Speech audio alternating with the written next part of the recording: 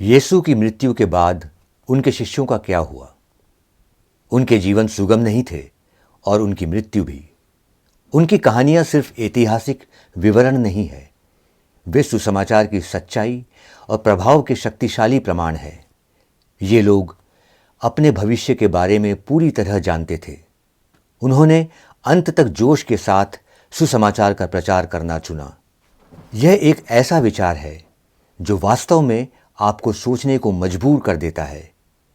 यदि सुसमाचार सत्य नहीं होता तो कोई भी स्वेच्छा से ऐसे भयानक अंत का सामना क्यों करेगा?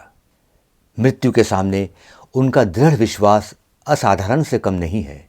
हम ये नहीं कह सकते कि उनकी मृत्यु दुखद थी, लेकिन बहुत गौरवशाली थी। यीशु के प्रेरितों की मृत्यु के विवरण मुख्य रूप से प्रारंभिक ईसाई परंपराओं से आते हैं।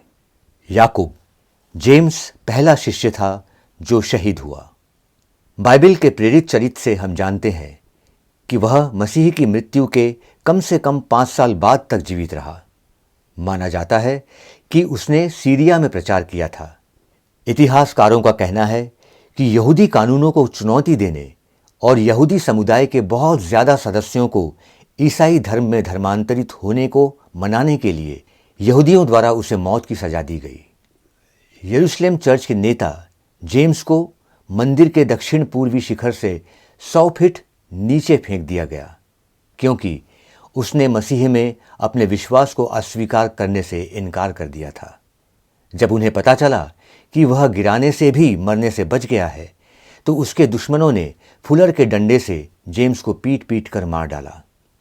जेबेदी का पुत्र याकूब, जब यीशु ने उसे जीवन भर सेवा करने के लिए बुलाया तो वह पेशे से मछुआरा था। चर्च के एक मजबूत नेता के रूप में याकूब का यरूशलेम में सिर कलम कर दिया गया था। जेम्स की सुरक्षा करने वाला रोमन अधिकारी हैरान होकर देख रहा था कि कैसे जेम्स ने अपने मुकदमे में अपने विश्वास का बचाव किया। बाद में अधिकारी जेम्स के साथ साथ निष्पादन स्थल तक गया। दृढ़ विश्वास से अभिभूत होकर उसने न्यायाधीश के सामने अपने नए विश्वास की घोषणा की और एक ईसाई के रूप में सिर कलम करने के लिए याकूब के बगल में घुटने टेक दिए। बार्थोलोम्यू, जिसे नथानिएल के नाम से भी जाना जाता है, एशिया का एक मिशनरी था।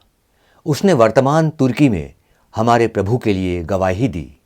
उसने मेसोपोटामिया, ईरान, तुर्की, आर्मेनिया और एशिया में सुसमाचार का प्रचार किया। डरबेंट के अधिकांश लोगों के ईसाई धर्म में परिवर्तित होने के बाद एक स्थानीय राजा के आदेश पर उसे जिंदा खाल उतारकर कैस्पियन सागर के तट पर डरबेंट में उसका सिर कलम कर दिया गया। पीटर ईसा मसीह की मृत्यु के 33-34 साल बाद शहीद हो गए थे। पीटर और पॉल रोम में चर्च के संस्थापक थे और उनकी मृत्यु भी इसी शहर में हुई थी। यरूशलेम में मूल ईसाई समुदाय के प्रमुख के रूप में पहचाने जाने वाले पीटर ने शहर छोड़ दिया जब राजा हेरोद अग्रिप्पा प्रथम ने यरूशलेम में सभी ईसाइयों को सताना शुरू कर दिया और प्रेरित जेम्स का सिर कलम करने का आदेश दिया। यरूशलेम से भागने के बाद पीटर ने यहूदिया और एंटियोक में प्रचार किया, जहां उन्हें ऐतिहासिक रूप से कलीसिया का पहला बिशप माना जाता है। कुछ समय तक एंटियोक में रहने के बाद पीटर रोम गए और हजारों लोगों को ईसाई धर्म में परिवर्तित किया। उस समय के सम्राट नीरो को रोमियों का ईसाई बनना पसंद नहीं था और उन्होंने ईसाई समूह के नए सदस्यों का इस्तेमाल अपने मनोरंजन के लिए किया, जैसे उन्हें शेरों या जंगली कुत्तों को खिलाना और उन्हें रोम के कलीसियम में जला देना अगर वे अपना विश्वास नहीं छोड़ते हैं। पीटर इस उत्पीड़न के सबसे प्रमुख पीड़ितों में से एक थे। उन्हें पकड़ लिया गया और उनके अनुरोध पर उल्टा सूली पर चढ़ा दिया गया, क्योंकि उन्होंने कहा था वह हमारे प्रभु की तरह सूली पर चढ़ने योग्य नहीं थे।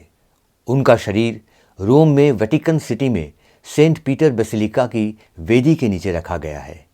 आंद्रेयास, पीटर के भाई आंद्रेयास को भी कथित तौर पर इसी तरह की मौत का सामना करना पड़ा था। आंद्रेयास ने जॉर्जिया, इस्तांबुल, मैसेडोनिया और अंत में ग्रीस में प्रचार किया। ग्रीस के पेट्रोस में गवर्नर एगियाटिस प्रेरित के प्रचार और अपने ही परिवार के ईसाई धर्म में धर्मांतरण से नाराज था। उसने अंद्रयास को न्यायाधीश के सामने अपने विश्वास को त्यागने का आदेश दिया। जब अंद्रयास ने विरोध किया तो गवर्नर ने आदेश दिया कि अंद्रयास को सूली पर चढ़ा दिया जाए।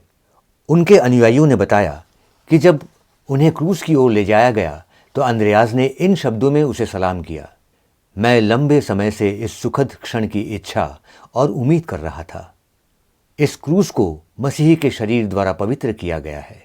उसे मोटी तंग रस्सियों से एक एक्स आकार के क्रॉस पर उल्टा बांध दिया गया। लेकिन अंद्रयास दर्शकों को उपदेश देता रहा। इस कारण से इस एक्स आकार के क्रॉस को कभी कभी संत अंद्रयास क्रॉस के रूप में संदर्भित किया जाता है। 3 दिनों तक पीड़ित रहने के बाद मरने से ठीक पहले वह कई लोगों को ईसाई धर्म अपनाने के लिए राजी करने में सक्षम थे। थॉमस को अधिकांश ईसाइयों ने प्रभु के पुनरुत्थान पर अविश्वास करने के कारण संदेह करने वाला थॉमस कहा। लेकिन यीशु के घावों को छूने से उसके संदेह मिट जाने के बाद वह सुसमाचार का एक निडर प्रचारक और कलीसिया का निर्माता बन गया। वह उन पहले प्रेरितों में से एक था जिसने विशाल रोम साम्राज्य की सीमाओं के बाहर प्रचार किया। उसने इराक में प्रचार किया और उसका पहला ईसाई कलीसिया स्थापित किया। फिर वह फारस गया और चीन और भारत तक की यात्रा की। वह भारत के मायलापुर में शहीद हो गया जब मसदाई नामक एक स्थानीय राजा ने थॉमस को मौत की सजा सुनाई। थॉमस को पास के एक पहाड़ पर लाया गया और भाले से वार करके उसकी हत्या कर दी गई। मत्ती, वह कई वर्षों तक प्रेरित के रूप में रहे होंगे क्योंकि वह मत्ती के सुसमाचार के लेखक थे जो मसीह की मृत्यु से कम 20 साल बाद लिखा गया था। ईसाई परंपरा कहती है कि उन्होंने इथियोपिया, यहूदिया, मैसेडोनिया, सीरिया और पार्थिया में प्रचार किया। मथायस प्रेरित यीशु मसीह के 12 मुख्य शिष्यों में से एक थे। वह एकमात्र शिष्य है जिसे यीशु ने व्यक्तिगत रूप से नहीं बुलाया था। इसके बजाय अन्य शिष्यों ने उसे यूदस इस्करियोती की जगह लेने के लिए चुना, जिसने यीशु के साथ विश्वासघात किया था और यीशु को सूली पर चढ़ाए जाने के तुरंत बाद मर गया। मथायस को पत्थर मारकर मार डाला गया और फिर उसका सिर काट दिया गया, जो विश्वास में अपनी दृढ़ता के लिए शहीद की मृत्यु को सहन कर रहा था। यूदा को जॉन अध्याय 14 वाक्य 22 में यहूदा के रूप में पहचाना जाता है। लेकिन यीशु के विश्वासघाती प्रेरित यूदस इस्करियोती के साथ पहचान से बचने के लिए इस्करियोती नहीं कहा गया है।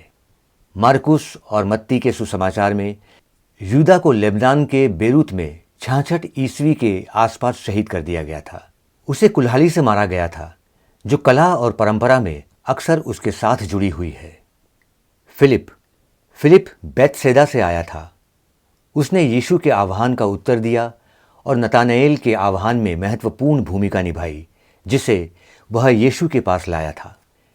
फिलिप का धर्म प्रचार माना जाता है कि प्राचीन यूरेशियन क्षेत्र स्थितिया में था। परंपरा कहती है कि संत फिलिप ने ग्रीस में प्रचार किया और रोमन सम्राट डोमिशियन के उत्पीड़न के तहत हीरापोलिस में उल्टा सूली पर चढ़ा दिया गया था। साइमन, मार्कुस और मत्ती के सुसमाचार में साइमन ने द सेलेट की उपाधि धारण की, जो लूकस ने अपने सुसमाचार में उसे दी थी। माना जाता है कि साइमन ने मिस्र में प्रचार किया और फिर फारस में प्रेरित संत यूदा थदेवुस के साथ हो गया। साइमन और जूड के अपोक्रिफल पैशन के अनुसार उन्हें आरी से आधा काटकर शहीद कर दिया गया था, जो उनके मुख्य प्रतीकात्मक प्रतीकों में से एक है। योहन, रोम में उत्पीड़न की लहर के दौरान उबलते तेल के विशाल बेसिन में उबाले जाने पर शहादत का सामना करना पड़ा। हालांकि उन्हें चमत्कारिक रूप से मृत्यु से बचाया गया था। योहन को तब पटमोस के द्वीप पर कैद की सजा सुनाई गई थी। उन्होंने पटमोस पर अपने भविष्यवाणी की प्रकाशना ग्रंथ की रचना की। प्रेरित योहन को बाद में मुक्त कर दिया गया और वह आधुनिक तुर्की में एदेसा के बिशप के रूप में सेवा करने के लिए वापस आ गया। वह एक बूढ़े व्यक्ति के रूप में मर गए। शांतिपूर्वक मरने वाला एकमात्र प्रेरित 98 ईस्वी के बाद एफेसूस में प्राकृतिक कारणों से मर गया।